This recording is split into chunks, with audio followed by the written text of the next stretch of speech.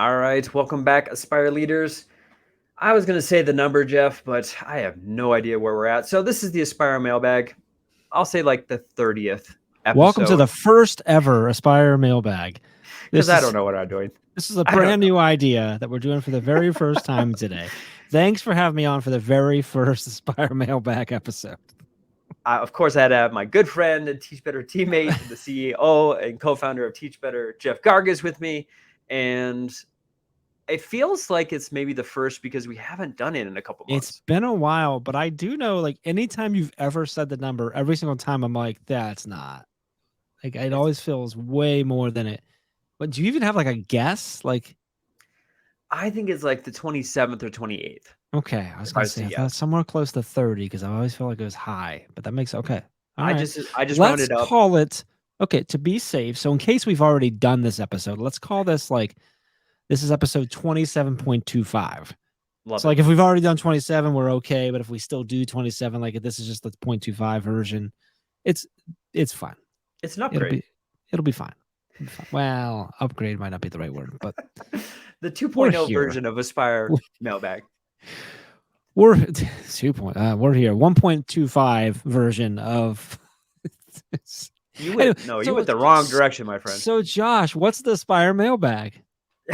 Well, for those who may have never listened ever to the Aspire Mailbag, we reach out to you, the listener, to ask for leadership questions via Twitter, Instagram, and Voxer.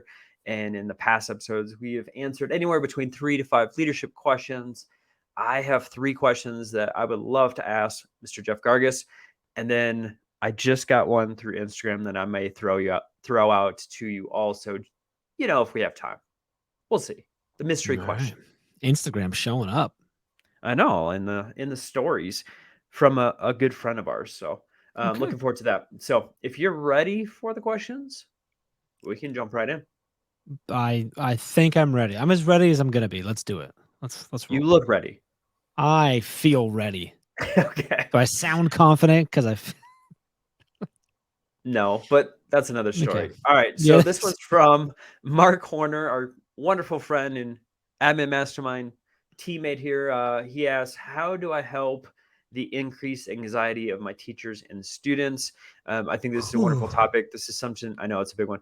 We touched on this a little bit on the admin mastermind last Mm-hmm. week as far as tactics. I know Ray also has touched on this a little bit with our Teach Better Today live stream. So, what is Mm-hmm. your take on helping anxiety within the classroom for our teachers and our students?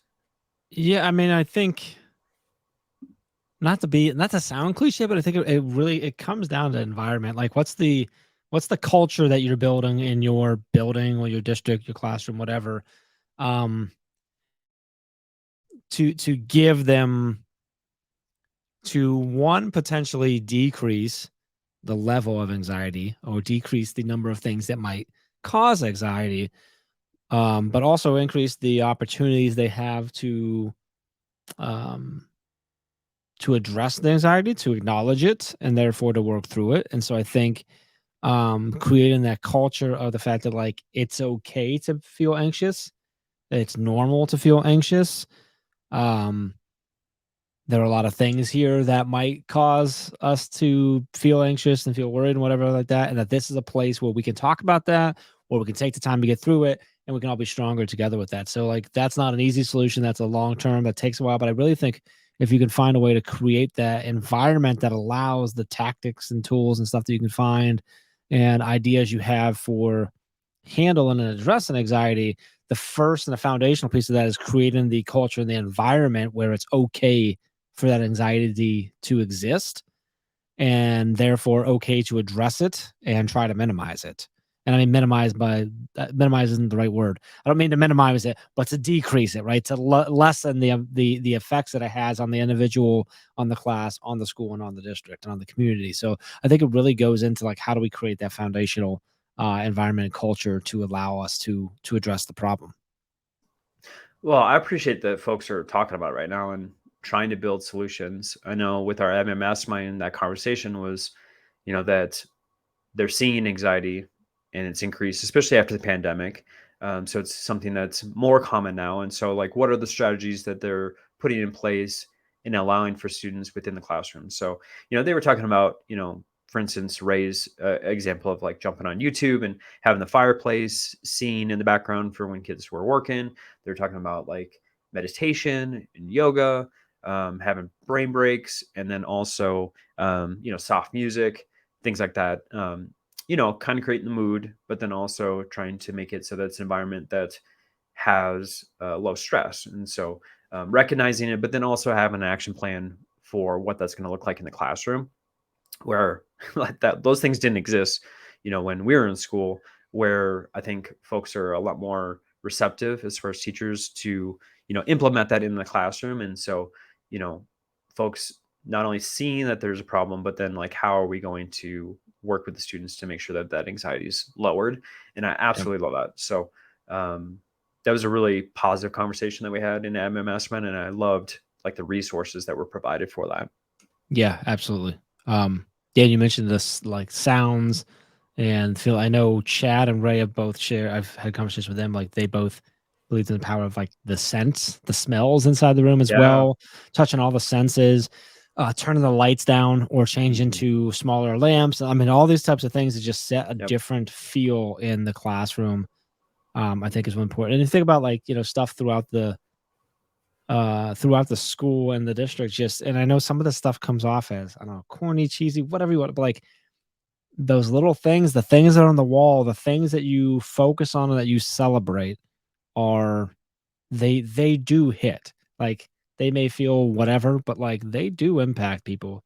Because what they're seeing and what they're reading and what they're hearing, what they're seeing you worry about and you focus on and you highlight and you raise up, that is going to adjust what they feel anxious about. And again, it goes into that culture and environment. So yeah. I love that you said scent, because as soon as you said that, it just like brought me back to a couple teachers from my last campus of like, you go into the room and it smells like cinnamon or pumpkin spice or something like that. And it's just Yeah. like, it just immediately just calms you down When you and you walk in a want to room, be in like that it space. smells like calm. Yeah. Like, which is It- like it smells like calm, right? It feels I'm sorry, I just saw the episode of Big Bang Theory where Amy makes Sheldon's Meemaw's cookies for yep. Christmas and he bites it and he goes, "They taste like her hugs." I'm like, that's like it's so funny, but like, you can create that with sound and the feel and Yep. smells and all that stuff coming together, hitting their senses to really help people relax. That's why when you walk into spas, there's Yep. scents, there's music, there's different types of lighting. So those are little tactics that can go a long way for a Mhm. student who's struggling and for a teacher that's anxious. So I think regardless of whether you're a classroom teacher and leading from there, or if you're a building leader or a district leader, like think about this both for your students and for your staff. Yeah. Because if you have an Well, let's, anxious, stressed out teacher, you're yep. going to have an anxious, stressed out student body.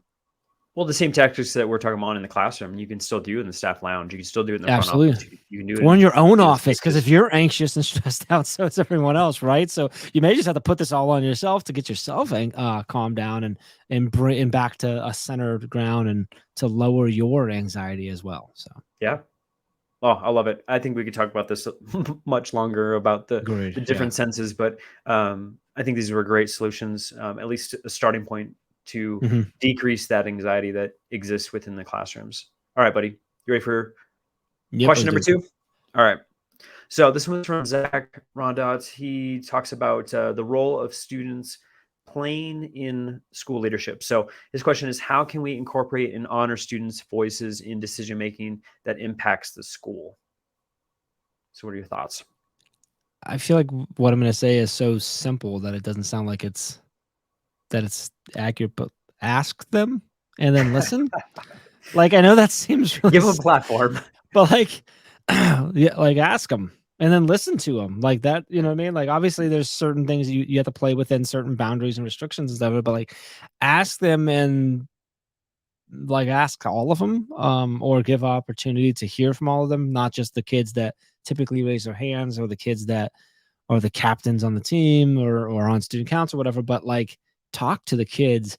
We've done some cool stuff where we've had We've Chad and I've gotten to do, I think Ray's done some of these too. Like we've gotten to do roundtable discussions with students to gain feedback on the work we were doing with their teachers around, their instructional practices and stuff.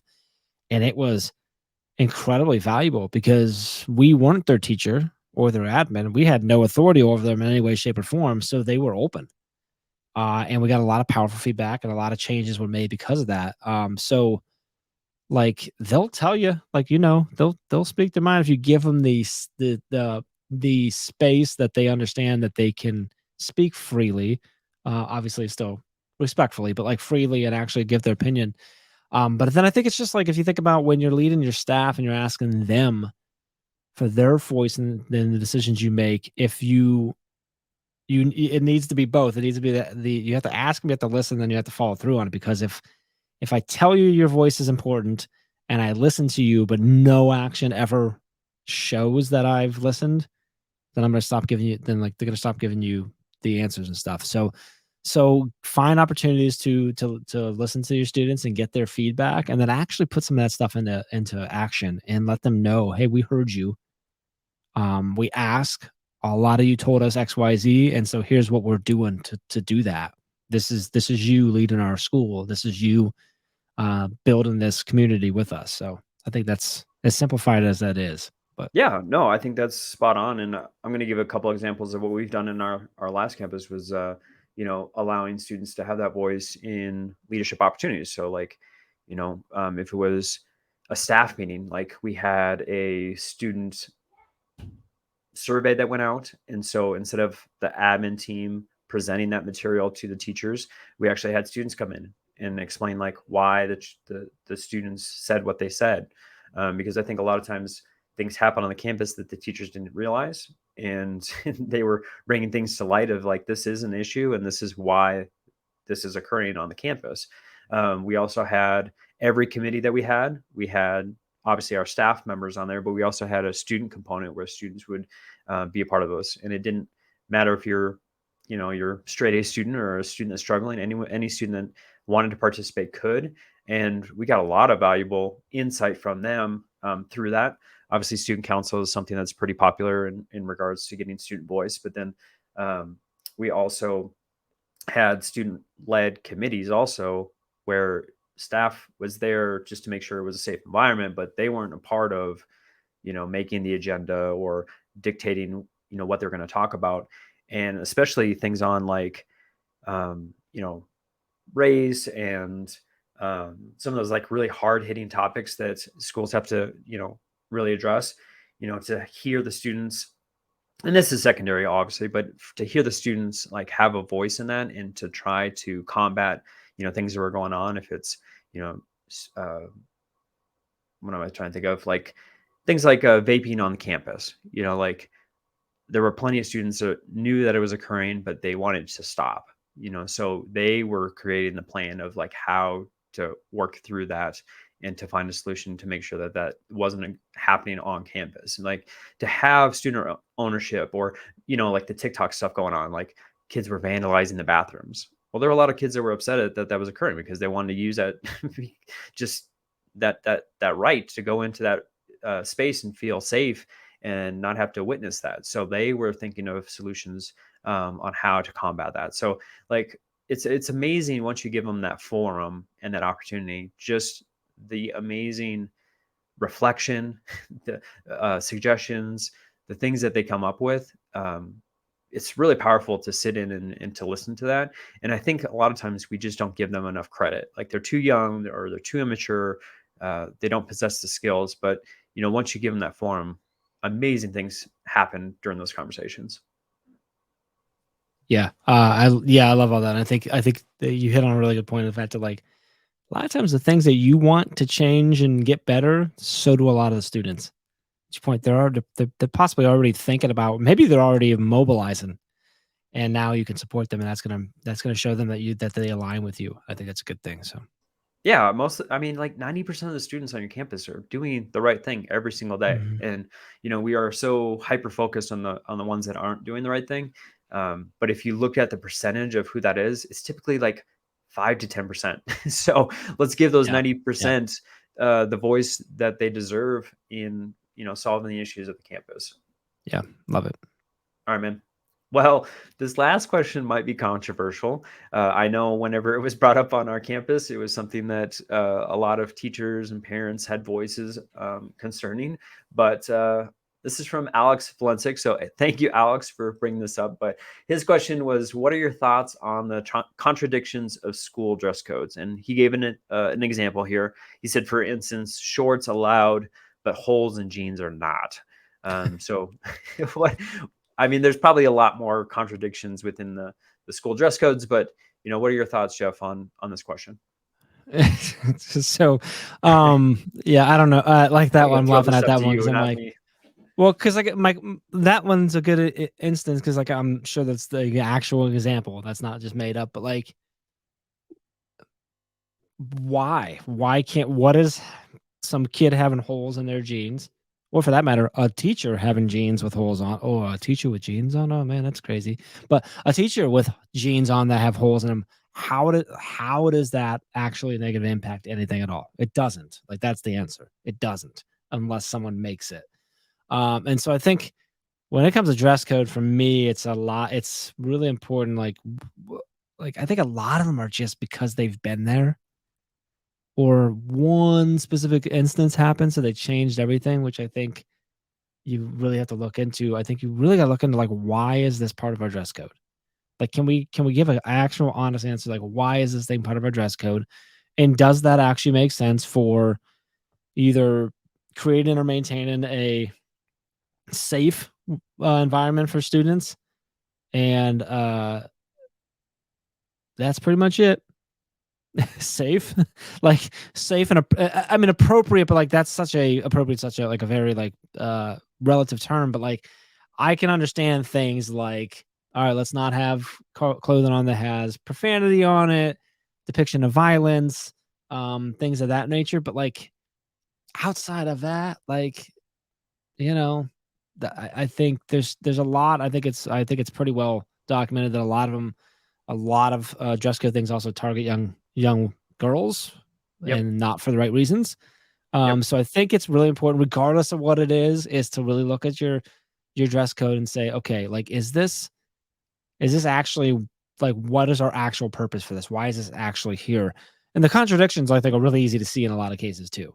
So I think, I don't know. I don't know if that all makes sense, but I think that's the biggest thing is like you got to look at what's the reason for it? What's the actual yep, purpose? yeah. A lot of them are just adopted from tradition.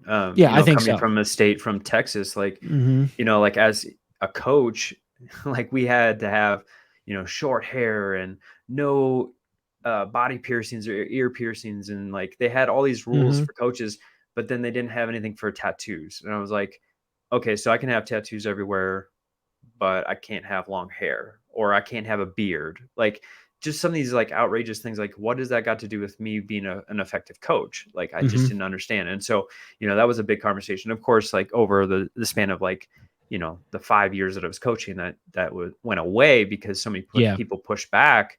But it wasn't anything of like, this is the reason why. It was just something that, Mhm. in the 'Cause that's part 80s of our we did dress it. code. Yeah, that's what we did. And it just Yeah. never changed. And so I think a lot of things like hoodies, right? Like I was so beaten down as an administrator to like chase kids around and be like, put your hoodie down, put your hoodie down. In the grand scheme of things, it didn't matter. And so of course we got rid of it because, some kids, we talk about that anxiety piece. Some The kids, hoodies that can the be a huge help. hoodie is something Mhm. that keeps them safe and they feel better with it. So like if they're learning, what does a hoodie got to do with that? Like, why are Yeah. we Yeah. creating these battles that don't need to exist? And the next year when we, allowed kids to put hoodies up, guess what? The majority of kids, because it wasn't against the rules, they didn't put their hoodie up. Like it was more about like the rule Mhm. and trying to break Yeah. it Yeah, there's than actually there's wanting to put so the many hoodie on. rules like that where like, "Hey, if you just make that okay, they're not gonna, because it's an easy way for me to rebel that Exactly. doesn't have extreme consequences. Yes. So I can get So my rebellion out without." Yeah, so I that's don't know. interesting. I saw there was quite a bit of contradictions in dress code, and so that was something that we fought quite a bit on our campus. And thankfully, a lot of things got abolished and kids were Yeah. allowed to wear things. I'm with you if it's, something that's depicting violence or sex or something like that. Obviously, that's not for our school communities. But also, talking about the student voice, like Zach's question was, there were some girl students that, felt really targeted with the dress code Mhm. previously. And so we brought them in. We got their voice. Okay, what is it? Where are the contradictions? And they made some wonderful, amazing points that were extremely mature, and um, they were very vocal about where they felt like this was a target specifically to our gender, and it wasn't Mhm. on the other side of the aisle. It wasn't, the boys didn't have the same expectations. And so we definitely took that into consideration as we built it for the following year. So that's another place that you can ask students to be able to talk through. Yeah, I All right. think that's a great opportunity for bringing kids in, but and obviously I think all this is said with the understanding that like you have to deal with community, your board, everything like that. But Yes. I think the conversation needs to be around why should this be a rule, and how does it actually impact our students? And then I think that's the conversation that has to be had. So, All right. You ready for our mystery question? oh, you have a mystery? Yeah, we have a mystery. Let's do the mystery question. This will be short. Instagram stories mystery question. Go. All right. This is from Ray Hewitt. Oh gosh, here we It go. says, why are some leaders cool like Josh and others weird like Jeff? um, Do you want to take that I one, buddy? yeah, I think the answer to that is actually fairly easy. I've worked with Ray longer. Like that's what it so, is. so in a few years, You're doomed, buddy. Like I'm, it's yeah, don't worry. Yeah, okay. you got like another maybe 2 years of cool, And then it's just and going then it to just plummet. catches up to you, man. Just Okay. catches up. I don't know what that does for me in the next couple of years, but I don't Yeah. know where to Where are go you going to beyond. go in a I don't couple know. years? Hopefully fired. Hopefully fired. We'll see. All right. Well, since we're talking about the team, let's transition to what's going on with the Teach Better team. No big events right now going on, but a lot of stuff going on. We're spending a lot of time in schools right now, all over the country, which is awesome. Just wrapped up a free PD giveaway, which is really a lot of fun, which is taking us to all over the country as well. But a few things I think that the Aspire audience here will probably hopefully find valuable is one is we referenced it a few times, our administrator mastermind, which is led by you. It's every Tuesday morning at 9 a.m. Eastern time. It is 100% free. It is a space for school leaders, administrators to come in and to support each other. We have some great, really valuable conversations in there. It's space if you need to vent, if you need to get out, if you need to just know that you're not alone in the things that you're going for. But we also have like great, like really strategic conversations in there, really valuable conversations. If you go to teachbetter.com/mastermind, that's how you can sign up for free to make sure you get the link for that. Also, just something to mention, like you and I, like you're active in this community as well, which is the Edu Creator community, our Yeah. Edu Creator Club Plus community, which is a community for anyone who is an educator that creates something outside of your typical role as a educator or educator. So this is if you're a podcaster, if you're a blogger, if you're an author, if you like going out and speaking at conferences, if you're creating YouTube videos, and it doesn't have to be things that are connected to education. It can be things that are your passions that you're chasing. If you're side hustling, whatever. This is a community for you to connect with other folks that are educators that are creating things. If you go to teachbetter.com/edu creator, so EDU creator, all one word, that'll take you to the page that'll join that community, which would be awesome to have you in there. Mm-hmm. And then also just want to mention as far as community and stuff, our Facebook group, if you go to teachbettergroup.com or just search Teach Better Team on Facebook, we have a private Facebook group filled with thousands of educators from all over the world that are just there to support each other and brainstorm. That's also free. That's also where you can catch the exclusive live stream for the Sunday warm-up show every Sunday. It does get aired other places on Monday evening, but on Sunday evening is where you can join Brad and Ray and our special guests there live, as well as all of our other live streams are in there as well. Great community. So teachbettergroup.com. So those three things I think are three things to check out. Yeah, I think that's it. And then of course all the resources just over at teachbetter.com. Oh my goodness, yes. There's so much going on, and hopefully we can get you in connected, especially in that admin mastermind group that we lead every Tuesday. All those things, for the Facebook group and for admin mastermind specifically are free. And so definitely jump in those communities. The educator community, I'll absolutely love that space. Love being a part of those conversations. ton of resources and like-minded folks that are trying to have the same goals as far as creating education resources, and just love being a part of that community. So, Jeff, as always, thank you so much for being a part of the Aspire Mailbag. For those listeners, if you do have leadership questions, you can DM them, you can email Joshua at teachbetter.com. Always looking for wonderful leadership questions for us to touch on each month. So, Mr. Gargas, appreciate you as always. Appreciate you, brother.